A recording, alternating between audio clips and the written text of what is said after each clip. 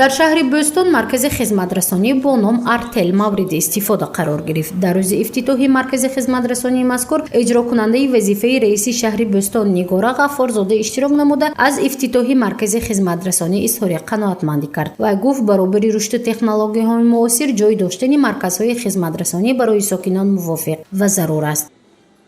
рушди босуръати саноати миллӣ боис ба таъсиси ҷойҳои нави корӣ, баланд гардидани сатҳи некуаҳволии мардум, ғанигардонии бюджети давлат, афзоиши иқтидори содиротӣ ва дар умум рақобатпазир гардидани иқтисодиёти миллӣ дар арсаи байналмилалӣ мегардад.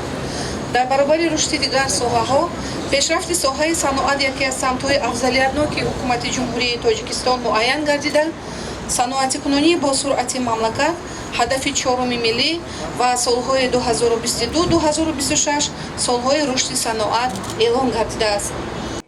иншооти мазкур дар шоҳроҳи Хуҷанд Ғафуров воқеъ буда минбаъд мутахассисони варзида ба мизоҷони ширкат хизмат мерасонанд. Тибқи иттилои масъулин, маҳсулоти истеҳсолии ширкати Артел аз соли 2019 инҷониб дар бозорҳои Тоҷикистон ба фурӯш гузошта шуда, солҳои охир бо шарофати сиёсати дӯстонаву хиратмандонаи асосгузори сулҳу ваҳдати миллӣ, пешвои миллат Президенти Ҷумҳурии Тоҷикистон Эмомалӣ Раҳмон ва Президенти Ҷумҳурии Ӯзбекистон Муҳтарам Шавкат Мирзиёев фаъолияти ширкати истеҳсолии Артел густариш ёфтааст.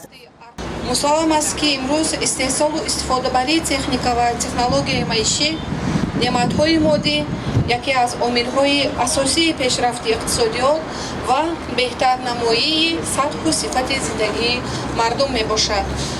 бо мақсади мусоидат ба соҳаи саноат ва дар асоси паёмҳои пешвои муаззами миллат муҳтарам Эмомалӣ Раҳмон ба Маҷлиси олӣ оид ба саноатикунонии босуръати кишвар дар мамлакат ба соҳибкорону саноатчиён як қатор имкониятҳо фароҳам гардонида шудааст.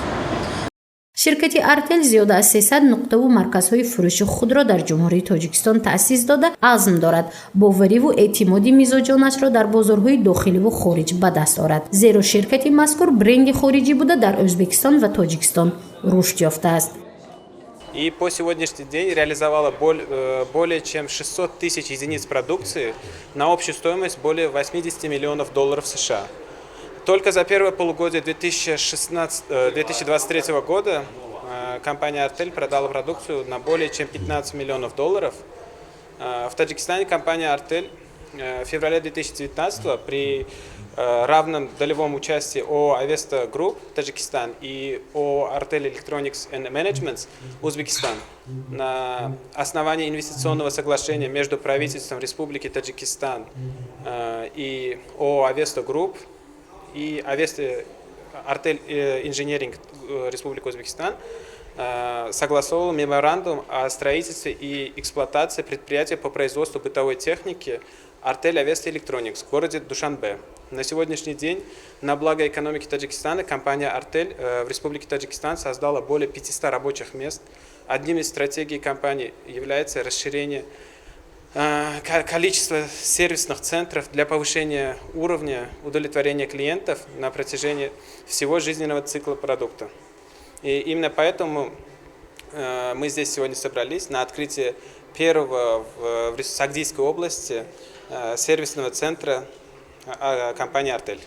масъулини хизматрасонии мазкур иттилоъ медиҳанд, ки чунин марказ на танҳо дар шаҳри Бӯстон, дар дигар минтақаҳои Ҷумҳурии Тоҷикистон фаъол буда барои мизоҷон хизматрасонӣ мекунанд. Яъне аз марказҳо шумо метавонед молу маҳсулоти техникӣ бо бренди Артелро дарёфт ва харидорӣ намоед. غیر از شهر بوستان ما در شهر پنجکین، در شهر استرافشان، در شهر دوشنبه و در شهر ترسونزاده و در شهر بختر و در شهر با خوراک نماینده خدمت رسانی ما فعالیت میبرد. در استثمارات ما خالدینیک ها، گاز پلیته، پول автомат، кондиционер ها و تمامی که در خانه ما استفاده میبریم تجهیزات تکنیکی ما در فروش داریم. ارتل کمپانی ارتل در فروش دارد. در تاجیکستان از سال 2016 ما کار میبریم. беш аз 100 нафар кормандони марказҳои хизматрасонии артел дар ҷумҳурии тоҷикистон барои мизоҷон корбарӣ мекунанд. маҳсулоти ин ширкат яъне ба тамоми техникаву таҷҳизот 3 сол кафолат медиҳанд. зурши мафтуншукурова, Наимҷон Оюбов барои барномаи иттилоотии хабар.